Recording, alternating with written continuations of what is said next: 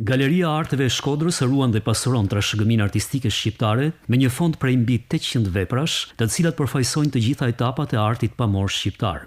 Ky fond, që pasurohet çdo vit me vepra cilësore, përfshin punimet e artistëve jo vetëm nga Shkodra dhe trebat e tjera shqiptare, por edhe të huaj. Fondi i galerisë mund ta kishim ndarë në 3 pjesë, në periudhën e parandryshimeve të viteve 90, post viteve 90 dhe periudha e tretë, që është periudha e viteve 2000. Vetëm për këtë vit jemi diku te 8-9 vepra që i kemi fut në fondin e galerisë, dhe kjo nuk është pak. Këtë vit kolonia e artistëve bashkëkohor të huaj që ekspozohet në Galerinë e Arteve, një pjesë e veprave qëndruan këtu në galeri.